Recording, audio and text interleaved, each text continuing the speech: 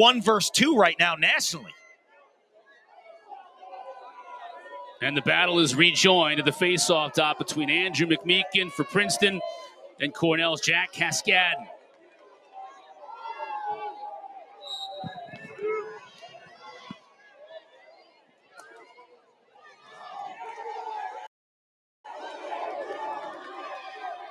Big battle for the ground ball in the middle of the field. A big hit, too, dislodging it, but Princeton gets it back, and they score right off the bat. It's Coulter Mackesy. Grab that ball. Give it to someone. That's the tire. The most all-time, 163, tied with Jesse Hubbard, the great. Watch 28. Jack Stahl, the sophomore from Newport Beach, California, started the season at close defense. Now he's playing LSM. The ground ball, the behind-the-back toss. That's unbelievable. Yes, that is unbelievable. All tied. Jesse Hubbard, as I mentioned Friday night, no, that is not his picture and headshot from when he played at Princeton. I think that's when he was enshrined in the National Lacrosse Hall of Fame. But McMeekin does it again, right? Like, here it is. He didn't win the clamp on the last 2, but they won the possession. McMeekin is fantastic at chasing down Cascadden and disrupting him. And they got it back to Coulter Mackesy as well. Now Kabiri. 2-goal advantage is the largest advantage for Princeton in this game.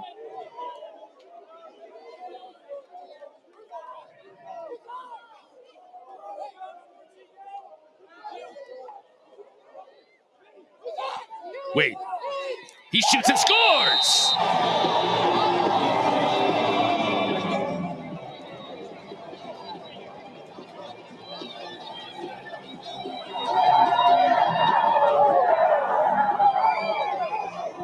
This is a dart. And you're getting yourself into a little bit of a danger zone if you're Cornell. Remember, you led this game 7-4, and all of a sudden you're down 3. Left-handed down the alley, on the run. Watch the placement against the goaltender. Nust has got to be thinking he's coming near pipe because he's a left-hander. And he puts it stick side hip, which is a little unusual. Well, Wade is playing a little games with him there. To shoot that ball near side is really tough for an offensive midi going down the alley because you're kind of going against the grain. So he beats Nuss to his strong side just with heat. Another GB picked up off the face-off, at least initially, but look at the fight from Cornell. Mackesy comes out of there with it. Princeton up 3. No lead is safe.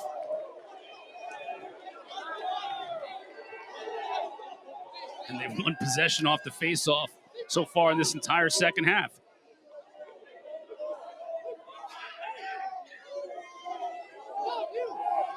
Here's Wade again. Colombo. Dooley checking him back up top. Kabiri.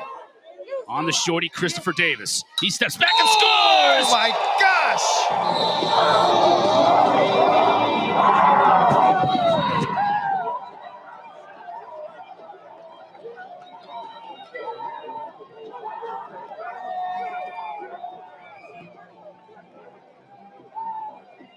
This is perfection. Nate Kabiri, take a bow with assaulting that corner. That poor corner. Did you hear it? That's all you need, Cotter.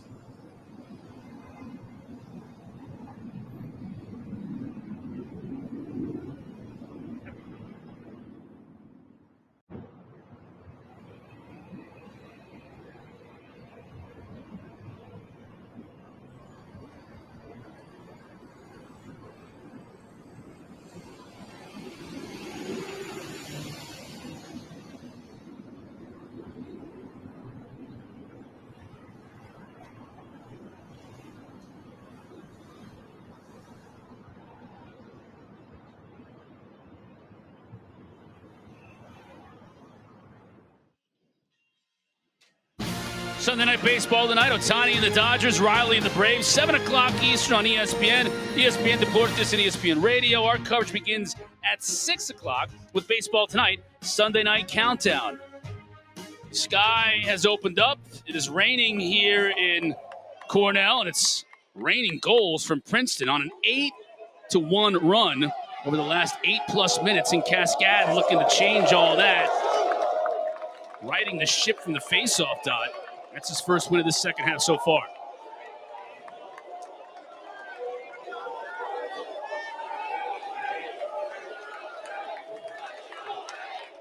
Kind of like it was at the beginning of the game. You looked up and Cornell had a 4-0 lead. The way the second half has started, you look up and now it's a 4-goal lead for Princeton.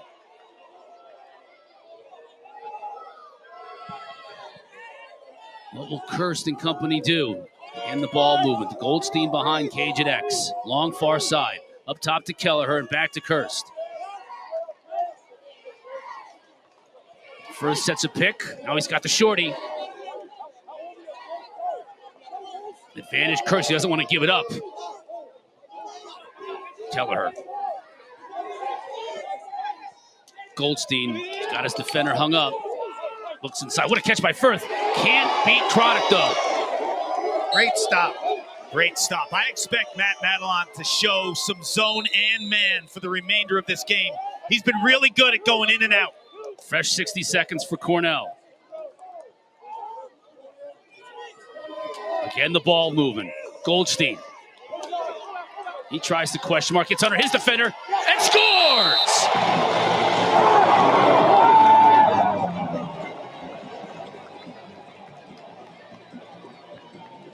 He can just corner so much better than the defensemen that are covering him, and his lack of size works in his favor. The way he turns this question mark into an underneath move is right there. He's 5'9", 146 pounds. He has no right to own the island at 5-on-5, but what he does is he gives himself space. He's not trying to play bully ball with a guy who's much bigger. Once he feels the space, then he turns. And the bigger defender, you get caught trying to chase him. That's a game you're going to lose. You've got to make contact with Ryan as he's getting into that question mark and run him off the field. Put your stick and your hands on his hip and just push him out. It's like a slot receiver who doesn't allow a D-back to get in the body. Get your hands on Ryan Goldstein. You better. Make him play in the phone booth. Sticks go flying as Walker Wallace's shot is wide. That goal by Cornell breaking in almost about an 8-minute scoring drought. They're coming. You haven't heard the last of this offense. It's the nation's best. Highest scoring team, most efficient shooting team in terms of hitting the back of the net. Kelleher bounces it home.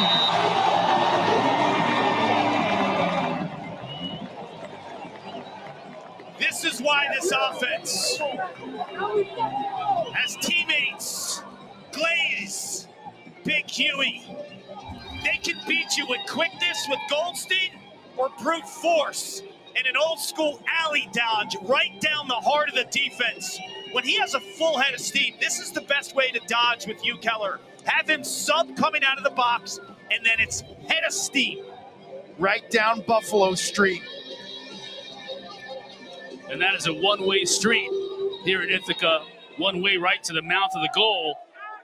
Coach Busick is fired up.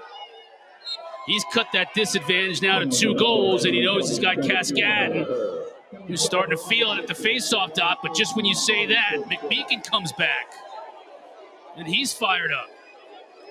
First team to 20 wins. Maybe. 18, 19, 20 may win this thing.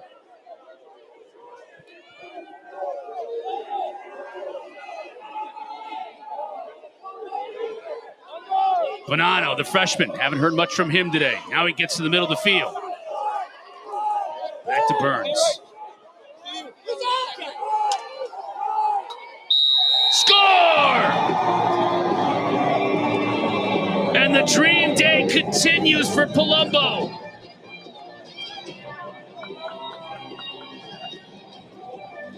Hey Siri, play Freebird, because the shooting in this game is off the charts good. Shot after shot after shot. It's nuts. What did I say at halftime? Two things that could create big-time runs. Cascading for Cornell, who for Princeton. Chad Palumbo has dominated on this stage before. The bright lights of the Ivy Championship. Something happens with this kid. He had 7 goals in the 2 games last year in their victory. Now he's got 4 today. And this team continues to fight. Cascadin gets the clamp, although there was a loose ball hold. So McMeekin will put it into play. Look at that pass to Kabiri. He shoots and scores! You got it in you? Both of you. You ready to drive to Bristol and do a show tonight? You're going to be on life support. It's a little backdoor cut. Didn't you guys tell me McMeekin was skilled? Oh, yeah. Off the charts. I mean, look at this pass. Pump and go. Kabiri senses that Staub is pressing out and then pulls the string, cuts backdoor on him. The second defender there, Matt Dooley, doesn't come and help and chooses to stay with his man at X. You know what Kabiri does? It looks like a fadeaway jumper, but he's lost his angle. So at the last second before he shoots, he plants his feet. Because if he continued going down, he would have lost his angle. Cascadin shoots. Chronic gets a piece of it. Offense in the Ivy League. That's what has defined this league. We talk about, like, okay, face-offs. What's the league? It's the ACC. ACC's face-offs. Right? Offense. Big Ten. Yeah, goaltending, Big Ten. Offense, it's not even close. This league has brought the thunder. Here comes, speaking of which, Kelleher. 4-goal advantage. Matches the largest of the day for either team. That one pinged off the pipe. Kelleher's calling for a fresh 60. He's not going to get it. He should get it. You could hear it hit the pipe. Unless that was Croddick's stick hitting the pipe. And the officials are talking that over right now. They change it. 60 seconds. Croddick is a righty. That ball went to his offside hip, so that was the ball. And they made the right call. Goldstein, he shoots wide. And he backed up by Kirst. Don't be frantic. Yeah, you got a fresh 60. Don't be frantic. Either team. The scoring is such a high pace here, There's right? 24 minutes left. I know. You get caught up in it, don't you? Yes, you do. Kirst now, he's got his defender hung up. Look at the activity in front. Step down, shot high from Kelleher, the bouncer. Still 40 seconds.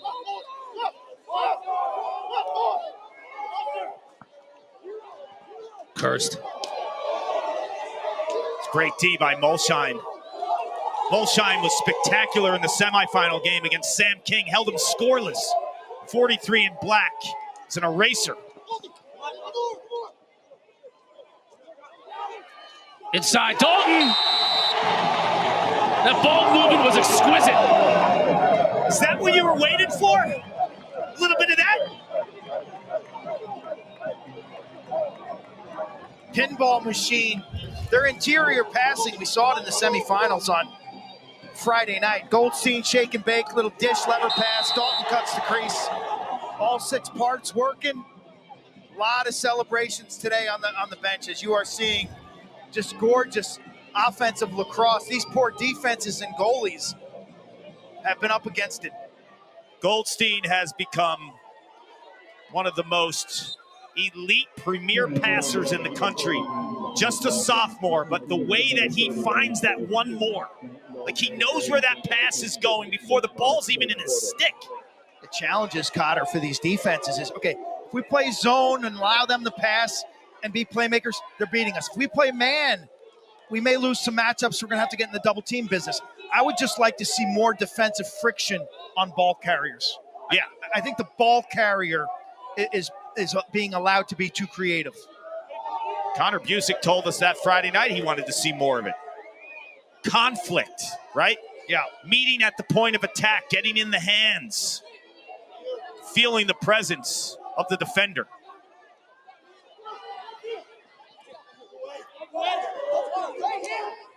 That's Cameron. Second midfield on for Princeton. Palumbo shoots it too high, backed up by Burns. Because, Clark, you know, as an elite offensive player, when you're dealing with defensive pressure, your eyes tend to go down. When I get on your hands, get on your hips, exactly. Your eyes don't see the field like they should. Burns on Davis. That is a great point. Cameron now. Under 10 to shoot. Princeton's got to make something happen in a hurry.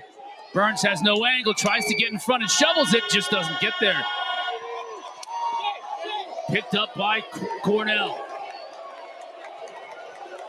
Halfway through this third quarter.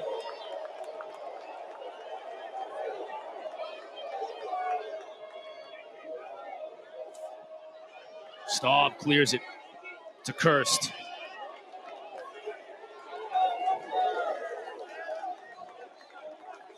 Hope you made your sandwich or whatever you were going to do at halftime, because you can't step away from this game.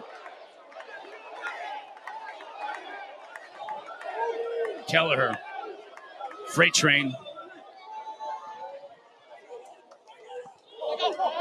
Now he's going to have to track it down. 38 to shoot.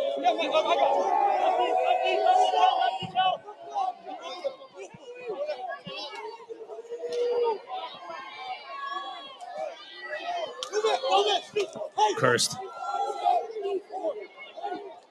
Long had a notion, just didn't have an angle, was too far out. Was it tipped? It was.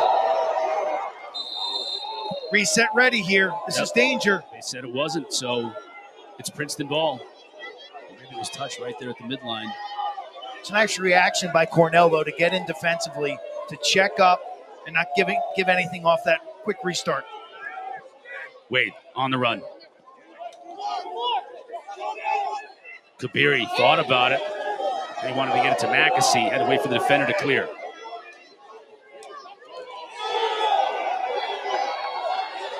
McAsee's on the shorty. Good look, Kabiri. Save made by Nuss over the shoulder. Hit the pipe. Fresh 60 for Princeton.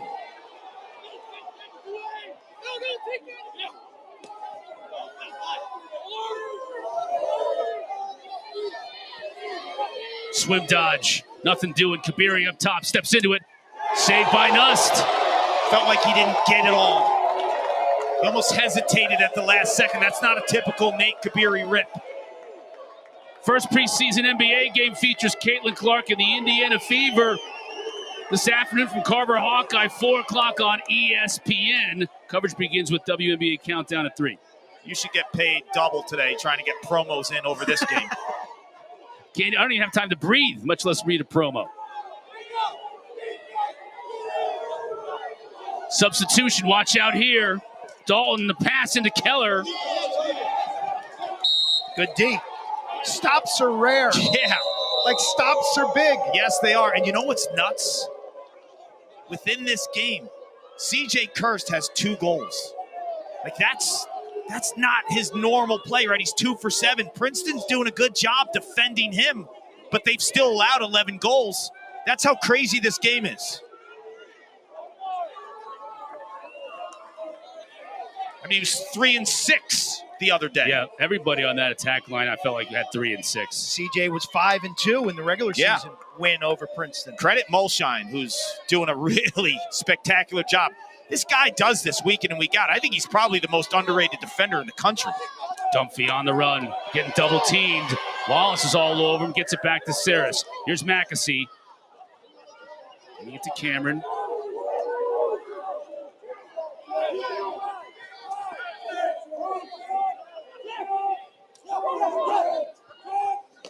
Saris, that hit a defender. Quick Walker Wallace, you can hear the thud. Here we go. Dooley's not afraid to let it fly. Check from behind, no flag. Now we're going the other way with the Tigers. These guys are going to be zapped. The pace of this game, can it hold up? Can it? You think about Cornell had to watch this game last year. bowing out of the Ivy League tournament, not making the NCAA tournament. Princeton's won back-to-back Ivy League championships and turned around the next week and lost in the first round of the NCAA tournament. 2 years in a row. 2 years in a row. But both these teams, man, Memorial Day is in the cards for them. Absolutely.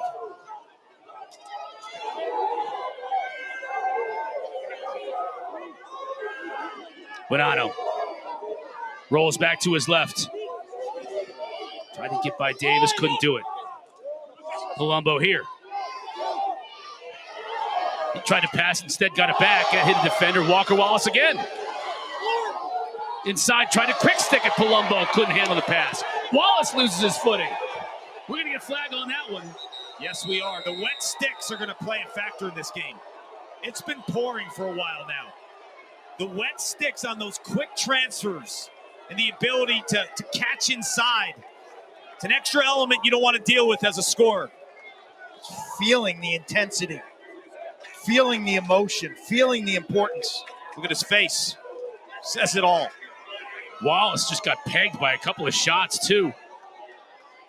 Music wants an explanation. Maybe he'll get one here.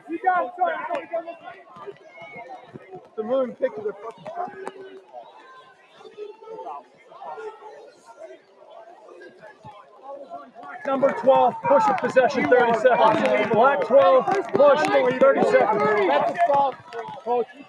Nana will sit for 30 not seconds. a soft call. Here's the replay. Walker Wallace, the senior from Richmond, Virginia, who goes 6'7", gets to the ball first, and good things happen when you do that, and he is taken down. He is, but I don't think it was taken down by a push. I think Princeton's upset. Maybe it could have been a slash, to be honest. Bonanno whacks him, but it looked like Wallace was falling on his own. Looked like feet maybe got tangled up, too. He hopes to play tight end, does Walker Wallace next season. Ran into his dad the other day on the streets for potentially to a Power 4 school and play tight end. Bulk up. He said he can put on an easy 30 or 40 pounds. 40 pounds from 220? All right. Okay. An easy 30 or 40. Yeah. First man up opportunity for Cornell today, and this is a deadly man up unit, 5th best in the country. Oh, Firth inside from long. Stop. Giving them like subtitles, Connor. You're like, well, here it comes. This is one of the best man-up units in the country. Boom. 3 passes later, layup. When the brains of the operation is in the center of your extra man, good things happen. And it opens up the ability for a skip pass right through the defense. And when you give it on the porch to Willem Firth, a Canadian scoring sensation, it's almost like here's a goal before he even shoots it. If I'm defending this Cornell man-up unit, Cotter, I'm throwing some junk at him, whether it's a shutoff or a hard rotation, because they're so good when they're in their flow and their normal sets that you're going to lose that. You're going to lose that game. You've got to do something that makes them at least uncomfortable for 10 seconds. I completely agree with you. And the player that I would shut off would not be C.J. Kirst. It would be Michael Long. I feel like he's the trigger guy in the extra man. Firth with his 9th man-up goal on the season. 2nd best number in the country coming into this tournament. Good swim by Cameron.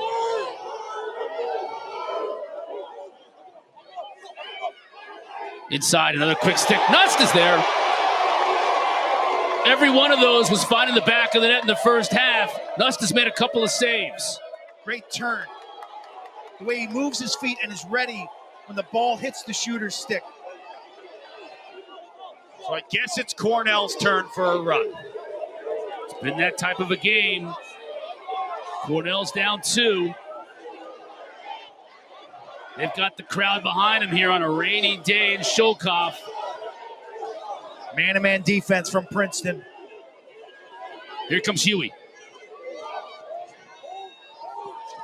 No, went in! Just found the low corner on the far side, and he's fired up. It's a 1-goal game. This is why he's the Ivy League midfielder of the year. 6'3", 220, running downhill like a Mack truck. And the change of levels here, high release, low location, he popped the corner. With his offhand. That is brilliant. You see the net shaking. This is going to be a good angle here. Leaves his feet. When you leave your feet and you shoot with your offhand with that kind of power, tells you all you need to know about the strength of Hugh Kelleher.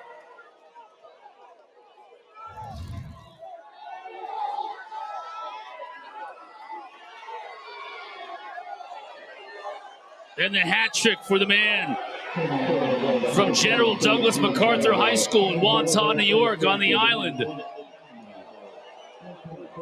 Q, what did you tell me about kids that come from MacArthur? Well, they don't pronounce it MacArthur. They pronounce it MacArthur. My friend Seth Tierney is from MacArthur. It's a tough town. Gritty.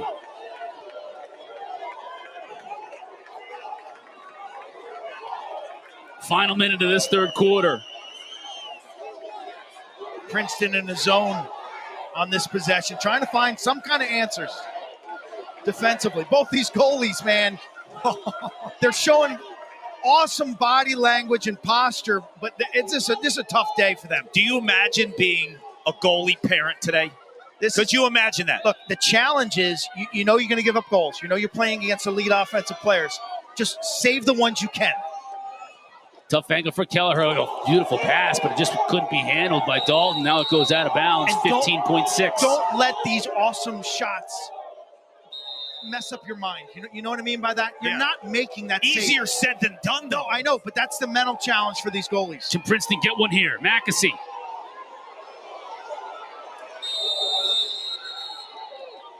Princeton offsides.